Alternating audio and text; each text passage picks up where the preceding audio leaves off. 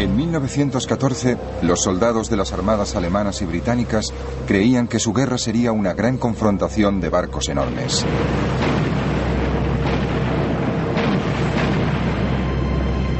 Pero en toda la guerra hubo solo un enfrentamiento naval. El resto de la guerra naval fue muy distinto de lo que se esperaba. Fue una guerra dominada por una nueva arma, el submarino. Los submarinos eran horribles, muy pequeños y muy vulnerables. Fue una guerra de bloqueos y hundimientos a gran escala, y que antes de la victoria final fue fuente de desengaños y desastres. Sobre todo fue una guerra de innovación y avances tecnológicos sorprendentes, desde los cielos hasta la profundidad de los océanos.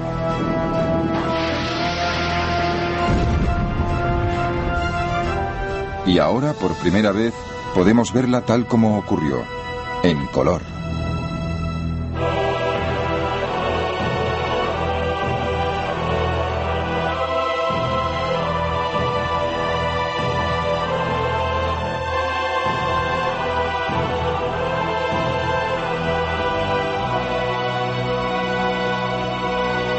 Primera Guerra Mundial en color. Asesinos en el mar.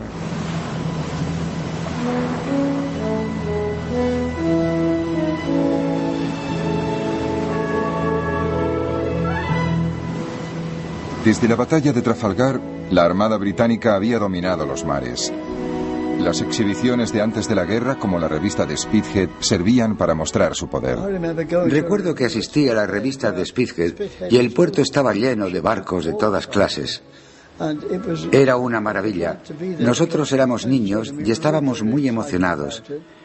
Miraras donde miraras, solo había chaquetas azules. Se veían marineros por todas partes. Éramos un país naval en esa época. Gran Bretaña era una isla pequeña que dependía del comercio, y para mantener las rutas comerciales abiertas y seguras necesitaba controlar el mar. Pero en la década anterior a la Primera Guerra Mundial, la supremacía naval británica se enfrentaba con otro desafío. Desde que se había convertido en emperador de Alemania en 1888, el Kaiser Guillermo II estaba decidido a construir un imperio de ultramar para competir con otras naciones europeas. Para lograr su imperio tenía que crear una armada. Las ambiciones del Kaiser y la decisión de Gran Bretaña de mantener la supremacía en el mar llevaron a una carrera armamentística naval muy costosa.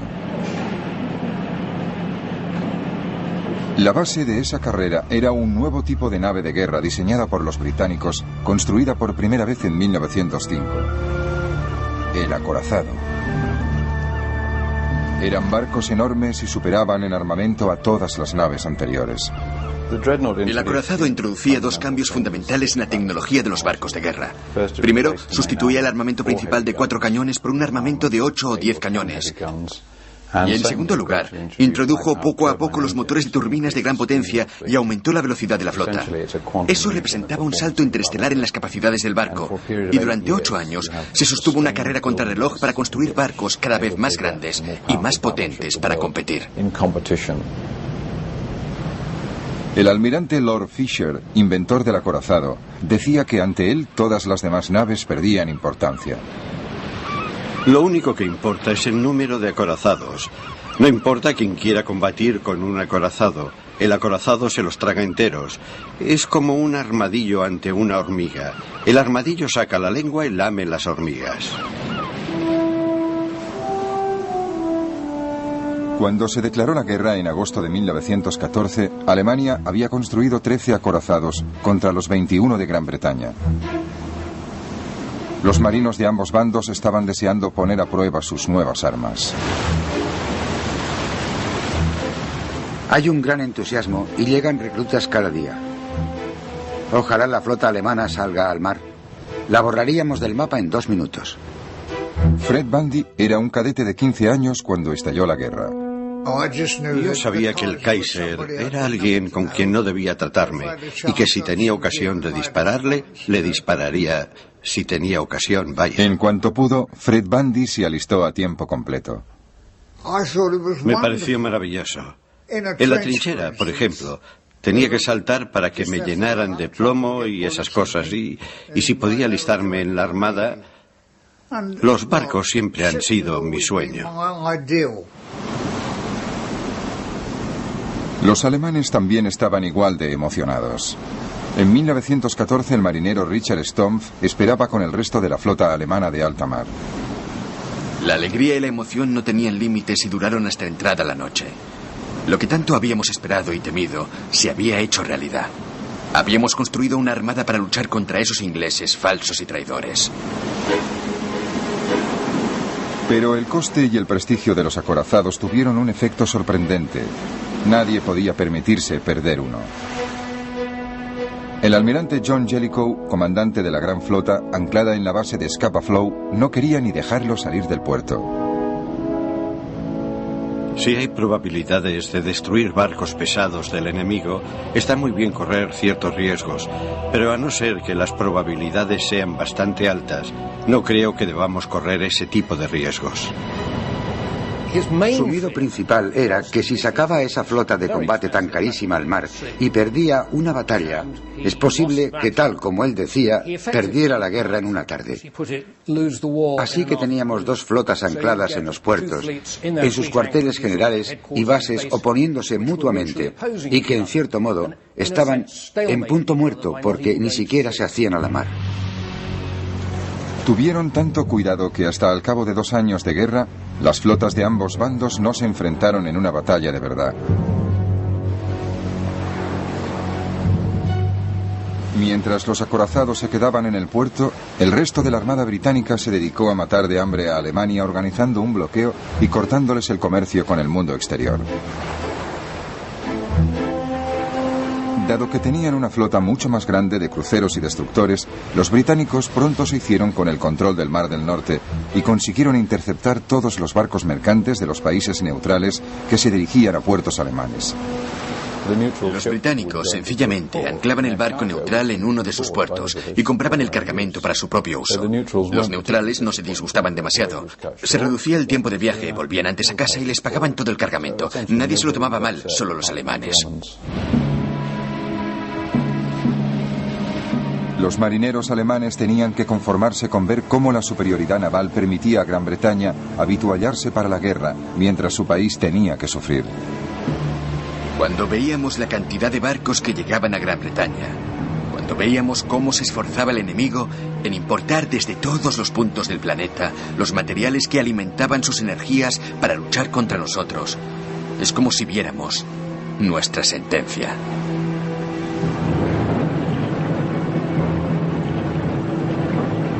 Pero llegó un arma que revolucionó la guerra naval, el submarino o subbarco, como lo llamaban los alemanes.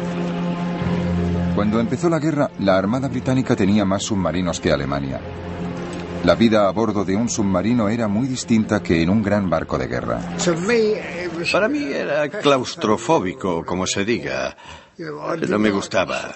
Me gustaba estar en un sitio de donde pudiera salir. No me gustaba estar encerrado y los submarinos eran horribles, muy pequeños y muy vulnerables. Todos eran voluntarios. Se ganaba un chelín extra cada día. Y no había muchos submarinos, así que tampoco querían muchos voluntarios. Pero más adelante sí hubo más y había que llenarlos. A 1 o 2 no les gustó demasiado, pero tenían que ir. Y cuando los veías después estaban encantados. En los submarinos van todos a una, ¿me entiendes? Aunque tú seas el teniente y yo el fogonero, los dos tenemos que colaborar porque si te dan, tienes que saber lo que se ve en un submarino. Los británicos usaban los submarinos para patrullas de apoyo de la flota de superficie. Los submarinos alemanes tenían un propósito completamente distinto. Se convirtieron en cazadores solitarios y dieron a Alemania la única arma naval realmente eficaz de toda la guerra. Los submarinos se quedaban en la superficie casi todo el tiempo que pasaban solos en el océano, ofreciendo momentos de paz y tranquilidad. Después de una cena excelente con pescado fresco ofrecido por nuestros amigos pescadores, nos gustaba subirnos a la torre para disfrutar de la brisa del norte, de la tarde y de un cigarrillo. Los tonos grises y violetas sustituían el brillo de la puesta de sol, pero la luz duraba un poco más. Bajo el agua, cuando el submarino iba en busca de su presa, la vida era muy diferente. La atmósfera bajo el agua era algo indescriptible. Un golpe tremendo de calor me echó hacia atrás. El termómetro marcaba casi 45 grados. Los hombres estaban sobre los motores con la mínima ropa posible. Y sus caras agotadas y tensas, sucias de gasolina y de grasa, parecían calaveras. En septiembre de 1914, esta nueva amenaza submarina mostró su potencial de destrucción. 3 naves de combate británicas un poco anticuadas, el Aboukir, el Hawk y el Cressy, fueron hundidas en un solo día por un submarino alemán. Un guardia marina británico escribió a su casa contando cómo sobrevivió. Querida abuela, he vivido algo muy emocionante. Nos ha despertado un choque tremendo y todo el barco ha temblado. El Aboukir se hundió de repente y nos dejamos caer por la borda hasta el agua. Nadé hasta el Hawk y estaba subiendo a bordo cuando también lo atacaron y se hundió en 3 minutos.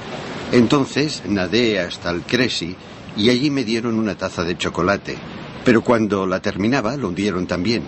Volví a saltar y me recogieron cuando llevaba 3 horas en el agua. Otros 1.400 marinos perdieron la vida. El submarino conseguía acercarse a su objetivo sin ser visto. Pero cuando se trataba de mercantes, el factor sorpresa pasaba de ser una cualidad única a convertirse en un problema legal y diplomático. Según las leyes internacionales, un barco de guerra atacante de cualquier bando debía dar señales de aviso a los mercantes para que se detuvieran, abordarlos e inspeccionar el cargamento. Si el cargamento resultaba ser una ayuda para el enemigo, el atacante estaba obligado a dejar que la tripulación mercante abandonara el barco sana y salva. Solo entonces podían hundirlo. Naturalmente, detener a los barcos y seguir todo el procedimiento robaba a los submarinos todas las ventajas que tenían al atacar barcos mercantes. Era un arma traicionera, un arma indigna de los británicos, como dijo un comentarista británico. Los comandantes de submarinos, frustrados, empezaron a saltarse las reglas, hundiendo barcos mercantes sin previo aviso, pero alegando que sus objetivos transportaban munición o incluso que eran los británicos quienes los hundían y no ellos. La propaganda alemana intentó convencer al mundo que seguían respetando la ley y que incluso remolcaban barcos mercantes hasta un puerto seguro. A principios de 1915, la farsa se acabó. El Kaiser y sus comandantes decidieron dar carta blanca a los submarinos. La guerra en las trincheras del frente occidental estaba en punto muerto. Los alemanes no lograban ningún avance contra los británicos y franceses en tierra. La única forma de avanzar era cortarle a Gran Bretaña las rutas comerciales que le daban la vida. El 22 de febrero, Alemania declaró la guerra submarina sin restricciones.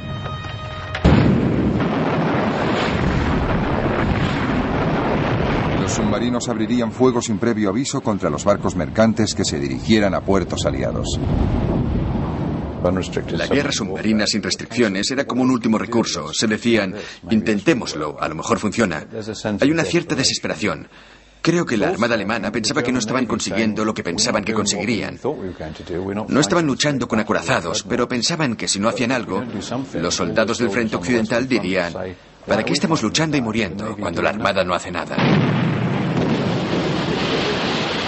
Para las tripulaciones de los submarinos fue un alivio y una celebración. Por fin ha llegado. Se ha declarado la guerra submarina sin restricciones. Nos hemos librado de un peso que hemos cargado desde el día que estalló la guerra.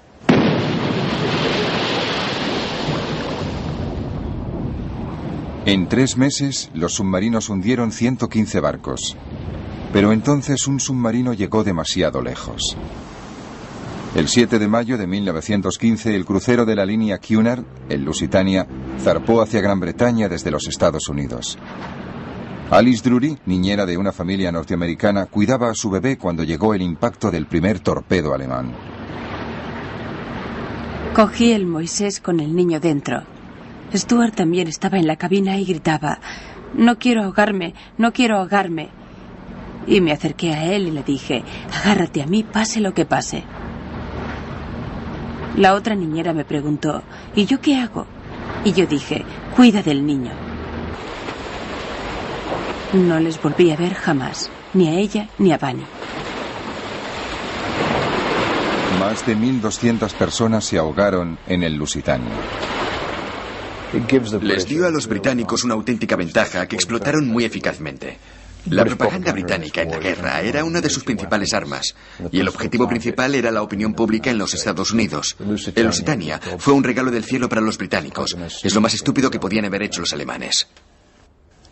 El hundimiento del Lusitania demuestra un desprecio por las opiniones del mundo en general y de este país en particular, que solo se comprende suponiendo que la sed de sangre ha vencido a la razón. La indignación recayó en gran parte en el propio Kaiser. Fue una crueldad. No debería haber ocurrido. Si hubiera sido un buen hombre, habría dicho: está lleno de civiles, ¿para qué voy a hundirlo? Dejaré que vaya donde tenga que ir. Es lo que habría pensado yo. Mis sentimientos habrían sido esos, pero los suyos no. Lo único que pretendía era darles un buen escarmiento a los ingleses, demostrarles que no era un juego, que iba en serio. El escándalo del hundimiento del Lusitania convenció a Alemania de que debía volver a atenerse a las leyes internacionales. Pero la frustración volvió a aumentar. En noviembre de 1915, el comandante en jefe de la Armada alemana escribió: El submarino no puede perdonar la vida a la tripulación de los barcos de vapor. Debe mandarlos al fondo con sus naves. Así se alertará a todas las líneas marítimas, y el peligro que correrán las vidas de sus tripulaciones será un buen motivo para que cese todo el comercio naval con Inglaterra en muy poco tiempo. La gravedad de la situación exige que dejemos a un lado los escrúpulos.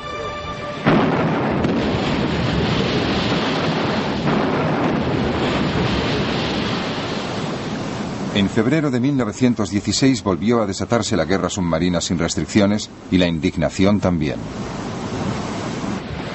Tal como se ha demostrado en las últimas semanas, no pueden usarse submarinos contra los barcos mercantes sin violar toda una serie de principios sagrados de justicia y humanidad.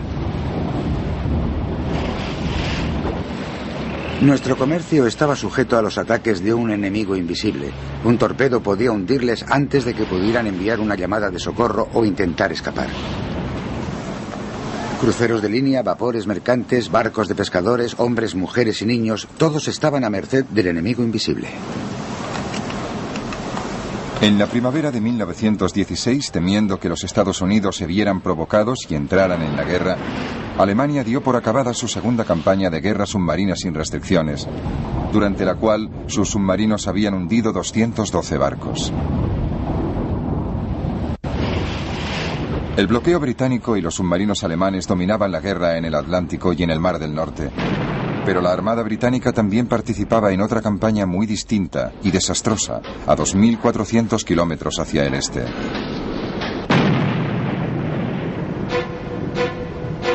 Cuando estalló la guerra, el hombre que estaba a cargo de la Armada Británica era el jefe primero del almirantazgo, Winston Churchill.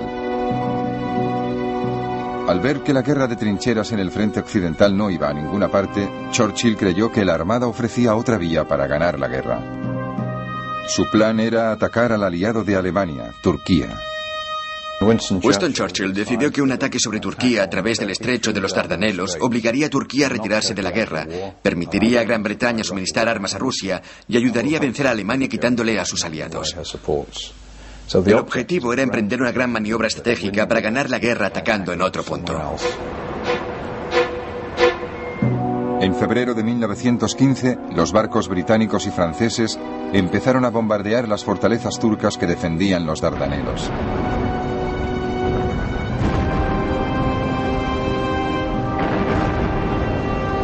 Pero esas naves de combate anticuadas, anteriores a los acorazados, se llevaron una sorpresa muy desagradable.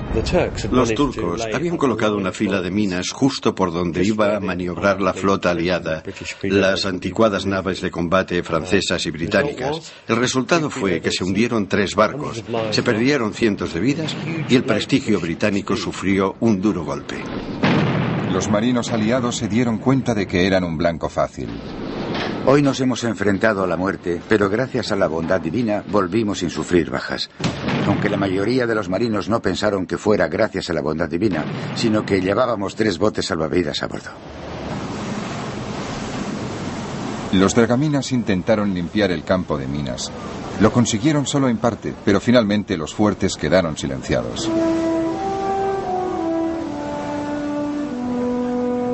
El 25 de abril, un grupo de soldados británicos, franceses, australianos y neozelandeses, conocido como Anzac, desembarcó en la península de Galípoli. Tengo una gran sensación de miedo y de inseguridad. He comprendido que muchos de los soldados que van a bordo de estos barcos se dirigen a una muerte segura. Me imaginé a cientos de ellos abatidos antes de alcanzar la costa, y luego segados mucho antes de llegar a salir de las playas y alcanzar las posiciones turcas. Los turcos eran unos defensores excelentes y muy bien dirigidos. Tanto los oficiales turcos como los alemanes eran soberbios. Los británicos, la campaña aliada, los franceses también habían mandado muchos hombres. Los franceses, los británicos, los Anzac, no tenían ninguna posibilidad. La operación en tierra resultó un desastre. En 8 meses, los aliados perdieron a 250.000 hombres, 110.000 muertos y 140.000 heridos.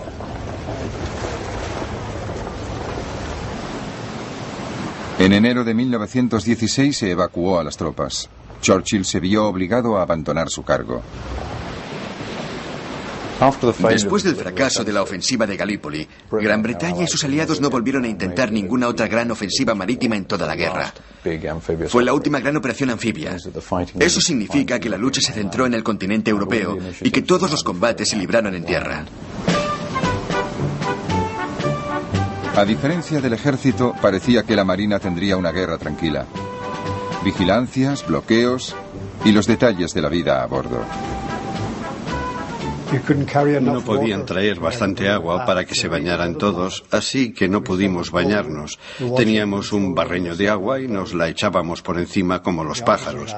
Pero los oficiales sí se bañaban y el comandante les ponía una marca negra para que los oficiales jóvenes no se bañaran demasiado. La monótona rutina diaria de guardia, descanso, otra guardia y el único consuelo, el más habitual. Teníamos un corneta que destilaba licores y nosotros íbamos y llenábamos la petaca de ron. Nos pasamos toda la Primera Guerra Mundial tomando ron. Luego cenábamos y había que limpiarlo todo, pero estaba todo sucio y pegajoso. Os digo una cosa. En todos los barcos, hasta en los de combate, había cucarachas y esas cosas.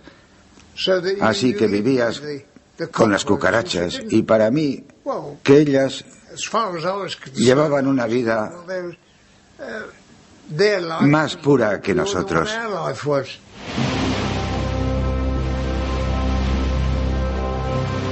En 1916 la rutina diaria fue interrumpida por poco tiempo, pero muy bruscamente. Cuando Alemania declaró la segunda campaña de guerra submarina sin restricciones, vio que necesitaba una nueva táctica naval y nombró a un nuevo comandante en jefe de la Armada muy agresivo, el almirante Reinhard von Scheer. La guerra en el frente occidental entraba en su fase más sangrienta. Desde el mes de febrero los soldados alemanes y los franceses luchaban por la ciudad fronteriza de Verdún y cada bando sufrió 350.000 bajas.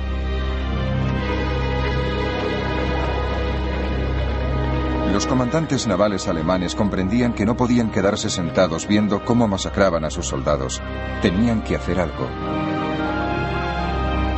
Al almirante von Scheer se le ocurrió un plan para tender una emboscada y destruir parte de la gran flota británica. Usando sobre todo documentos gráficos de ejercicios navales, es posible reconstruir lo sucedido.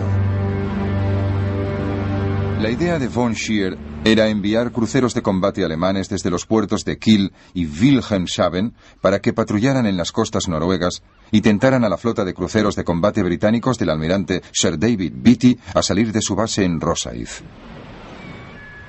Entonces von Scheer enviaría a los acorazados alemanes a destruirlos antes de que llegara el grueso de la flota británica de Sir John Jellicoe desde Scapa Flow. Pero Jellicoe, gracias a una señal de radio interceptada, dedujo que los alemanes preparaban algún truco y decidió anticiparse a ellos sacando el grueso de la flota a alta mar. En Scapa Flow, los marineros se preparaban para la batalla que llevaban 2 años esperando.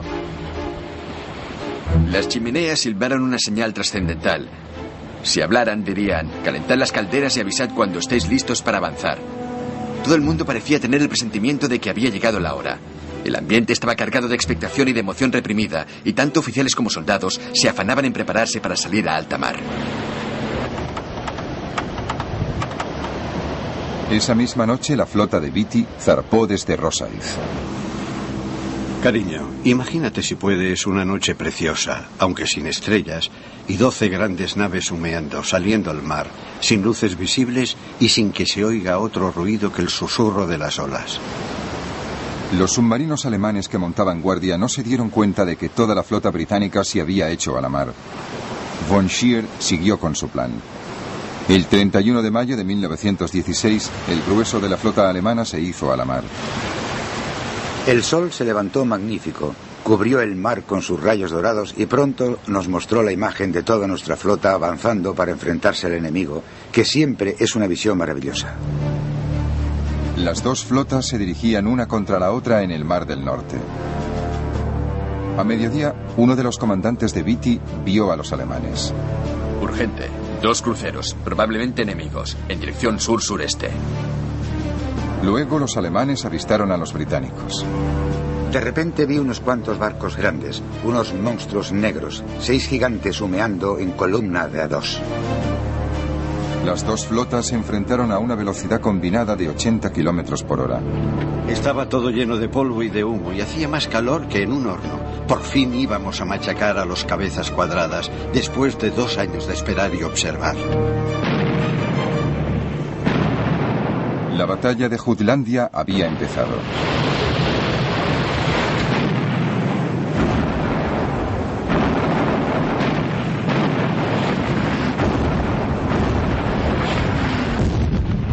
La primera parte fue un gran desastre para los británicos. Por desgracia para Beatty, sus barcos no disparaban muy bien. Tenían la desventaja de la luz y el tiempo, pero no se habían ejercitado demasiado y las naves de combate alemanas tenían una potencia de armas superior. 2 barcos británicos, el Queen Mary y el Indefatigable, estallan y se hunden, perdiendo a casi todas sus tripulaciones. Oímos una explosión tremenda que hizo estallar la proa. Luego oí otra explosión. Me hundí a bastante profundidad y cuando volví a la superficie solo vi restos y petróleo flotando en la superficie.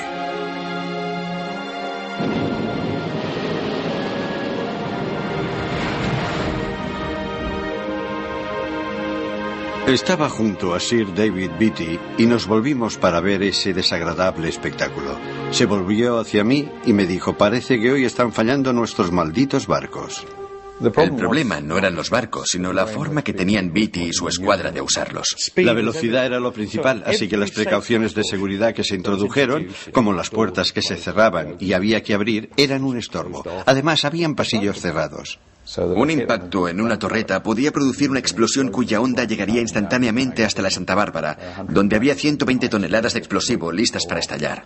Las consecuencias eran devastadoras. El barco entero estallaba, y eso fue lo que ocurrió con el Infatigable y el Queen Mary. Con sus barcos dañados, Beatty se dirigió hacia el norte para encontrarse con la flota de Jellicoe. Von Scheer lo persiguió. Al cabo de pocas horas, los alemanes se encontraron frente a frente con el grueso de la flota británica. Es un momento trascendental en la vida de cualquiera. Recuerdo que pensé para mí, hemos perdido mucho y más que vamos a perder, pero no nos importa perder lo que haga falta mientras se enfrenten las dos flotas. Y allí empezó la batalla de Jutlandia. Entonces la Marina británica demostró su superioridad.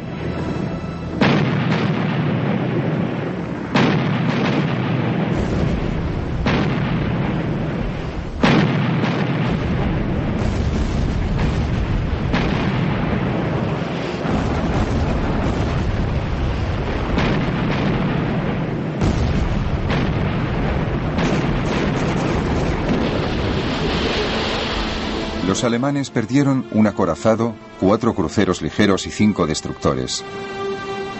Pero los británicos también perdieron otro crucero de combate, el Invincible. De casi 1000 hombres a bordo, solo 6 sobrevivieron. La tripulación de otro barco cercano, el Indomitable, vio cómo se hundía. Los jóvenes oficiales del Indomitable teníamos negros presentimientos desde el día en que zarpamos. Los suboficiales del Invincible subieron a bordo y tuvimos una noche de alegría y diversión. Y ahora, todos duermen en el fondo del mar.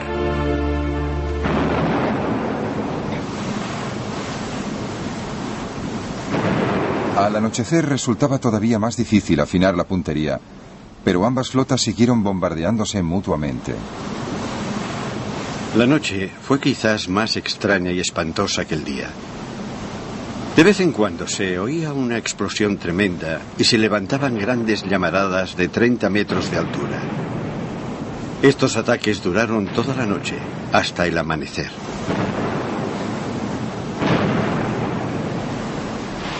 En la oscuridad, la flota alemana huyó hacia su país y escapó sin ser vista.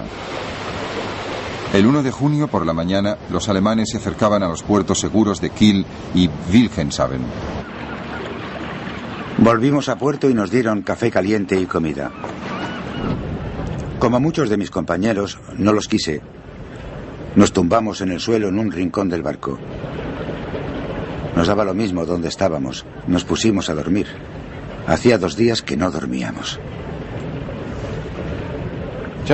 Jutland es una de las batallas más controvertidas de todos los tiempos. Todo el mundo dice que ganó. El Kaiser al día siguiente dijo: la magia de Trafalgar se ha roto, hemos vencido a los británicos. Von Scheer en su informe oficial dijo: no debemos volver a intentarlo, nos borrarían del mapa. Y esa era la verdad. Los alemanes sabían que podían darse por contentos al volver a casa con casi todos los barcos y casi todos los marinos. Igual que los alemanes, los británicos presentaron la batalla de Jutlandia como una gran victoria naval. Pero Jellicoe sabía que sus pérdidas habían sido bastante más graves que las alemanas, tanto en barcos como en vidas. Sin embargo, aún controlaba el Mar del Norte. Para la Marina alemana fue como volver a la casilla de salida. En el frente occidental se mantenía el equilibrio de fuerzas. Los británicos habían lanzado su ofensiva en el Somme con 600.000 bajas. Pero el Somme había costado también mucha sangre alemana. La Marina alemana, con su flota de superficie metida en el puerto, solo podía ayudar a la infantería volviendo a la guerra submarina sin restricciones. En febrero de 1917 se tomó la decisión fatal.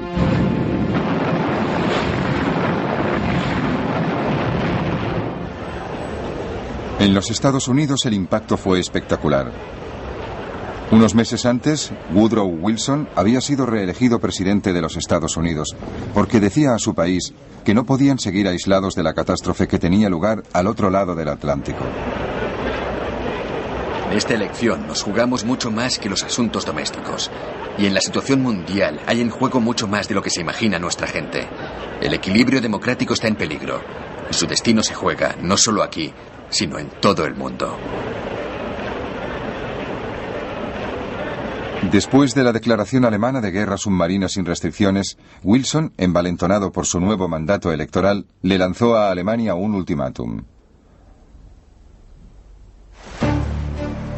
Los alemanes no le hicieron caso y aumentaron la producción de submarinos. Ya tenían 110 en el mar. Si no queremos desangrarnos hasta la muerte, debemos aprovechar al máximo nuestros submarinos como arma de guerra para destruir la vitalidad de Inglaterra. Durante los meses de febrero y marzo de 1917, los submarinos lograron hundir por lo menos 500 barcos.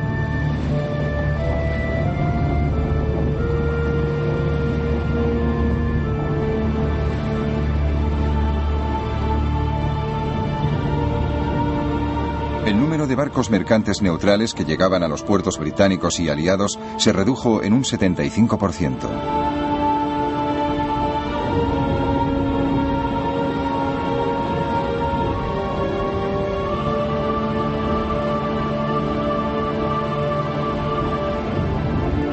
Algunos capitanes de submarino alcanzaron unas cifras de barcos hundidos increíbles.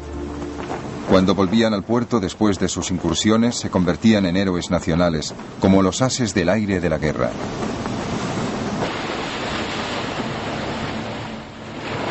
Los alemanes usaron toda clase de trucos propagandísticos para ensalzar como héroes a los capitanes de submarino y a su tripulación. Ondeaban banderas, mostraban emblemas de la cantidad de barcos que habían hundido, hacían reportajes sobre ellos. Les convirtieron en héroes del celuloide. ¿Y este barquito gris que acaba de sumergirse bajo las olas ha logrado todas esas victorias? ¿Es posible? ¿Podríais imaginaros que una nave tan pequeña e insignificante interrumpiera la misión de toda una flota grande y poderosa? Como envidio a los hombres de su tripulación. El éxito de los submarinos alemanes provocó racionamientos de comida en Gran Bretaña. Incluso las tropas del frente occidental tuvieron que apretarse el cinturón. 1917 fue una mala época para los aliados. Pero los Estados Unidos estaban cada vez más cerca de la guerra. La guerra submarina de los alemanes contra el comercio es una guerra contra toda la humanidad. Es una guerra contra todos los países. Debemos defender la democracia en todo el mundo.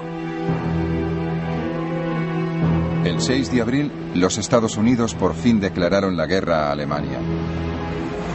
Los británicos recibieron a sus aliados con los brazos abiertos. No se les tenía por extranjeros. No había envidias ni impaciencia al recibir órdenes de un almirante extranjero. Tenían una sola idea: hacer todo lo posible por la causa común, y en consecuencia resultaron una ayuda muy valiosa para el bando aliado.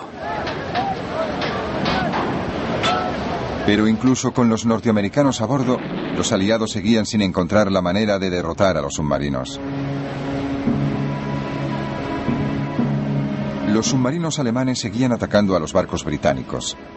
Una táctica que se empleaba era reunir a los mercantes en caravanas escoltadas por barcos de guerra. Pero esa táctica era puramente defensiva. Para atacar a los submarinos antes había que localizarlos. Se empezaron a usar aviones para localizar a los submarinos que, a pesar de todo, tenían que estar casi siempre en la superficie.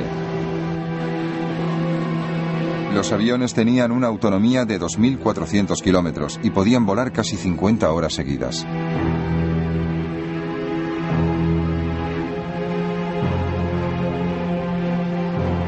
Los barcos volantes y los hidroaviones iban armados con torpedos, bombas y ametralladoras para atacar a los submarinos que encontraran en la superficie. Nos atacó un avión. Se acercó a nosotros aprovechando que el sol nos deslumbraba y como tarjeta de visita nos soltó una carga de bombas que podía habernos costado la vida.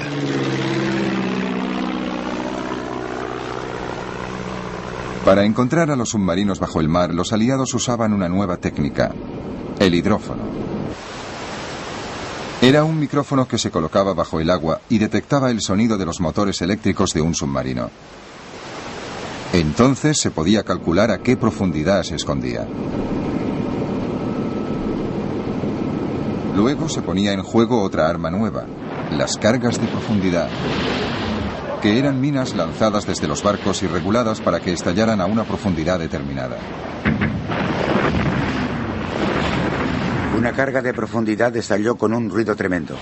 Perdimos las esperanzas a medida que aumentaba el riesgo de morir aplastados o volados en pedazos. Seguimos trabajando aunque fuera para distraernos del inminente destino que nos esperaba en el fondo del mar.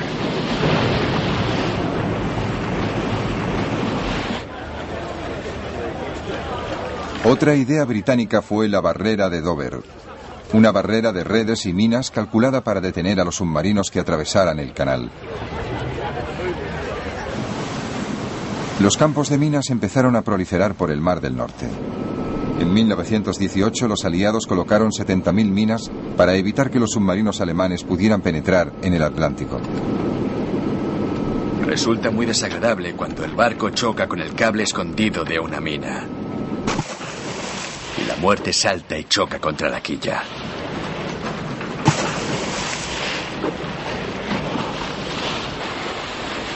Dragar minas era una misión muy peligrosa.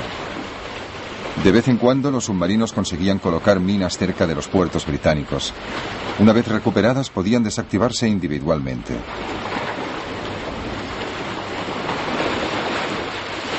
En el mar entró en funciones la figura del dragaminas, que empezaron siendo barcos de pesca de arrastre adaptados. Preguntad a cualquiera que sirviera en el mar entre 1914 y 1918 cuál era el trabajo más peligroso, monótono y desagradable de toda la guerra naval. 9 de cada 10 os responderán: el de los dragaminas. Se usaban cables para cortar las amarras de las minas y luego se destruían con disparos de rifle.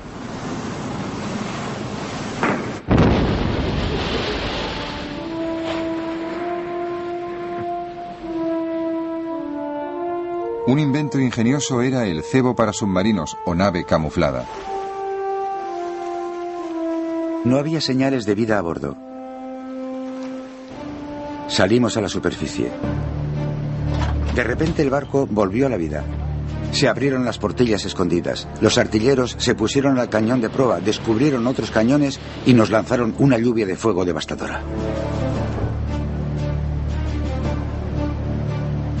Por fin los británicos intentaron cerrar los puertos de submarinos de la costa belga.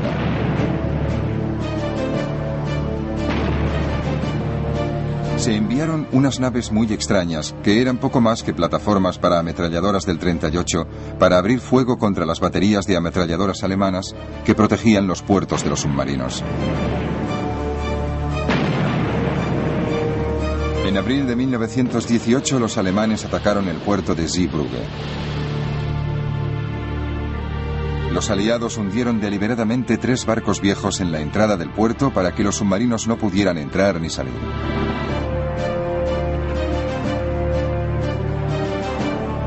Durante la operación, el crucero británico Vindictive quedó muy dañado y tuvo suerte al poder volver a Inglaterra.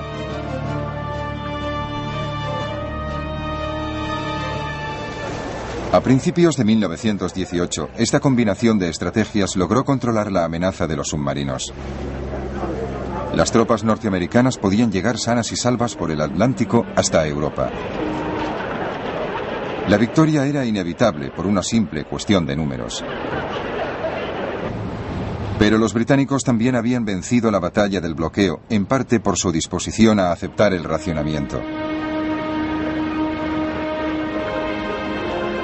La carne, la mantequilla y la margarina se convirtieron en lujos, y las patatas eran la dieta diaria.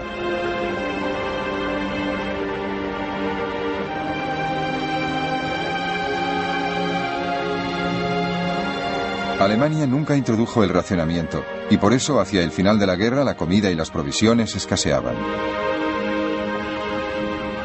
La guerra total se basa en usar lo más eficazmente posible los recursos del país. En la Primera Guerra Mundial, los alemanes usaron sus recursos de una forma muy poco eficaz. Sacaron a todos sus agricultores del campo y los enrolaron en el ejército y los usaron para la batalla. No les sustituyeron. La productividad agrícola se vino abajo. No movilizaron su fuerza de trabajo femenina. Apenas movilizaron ninguna otra fuerza de trabajo disponible. La producción agrícola se vino abajo. Entonces tuvieron que importar comida. El bloqueo británico hizo que no pudieran importar comida. Poco a poco, las raciones de los alemanes se fueron recortando. Y si al principio comían muchas grasas animales, al final vivían solo de nabos.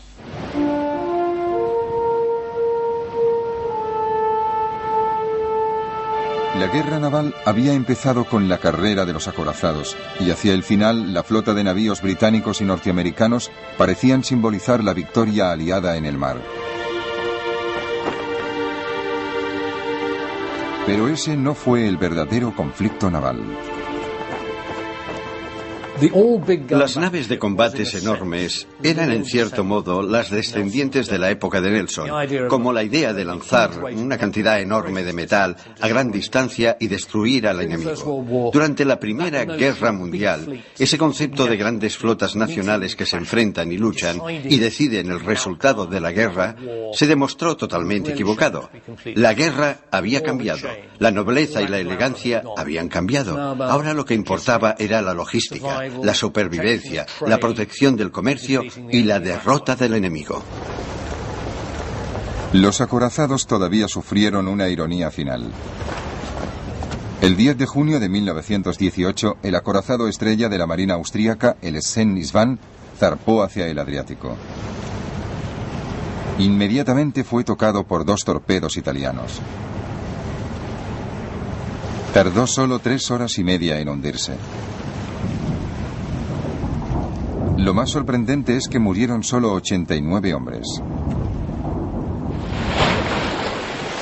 Pero la derrota de la gran nave de guerra fue evidente para todos.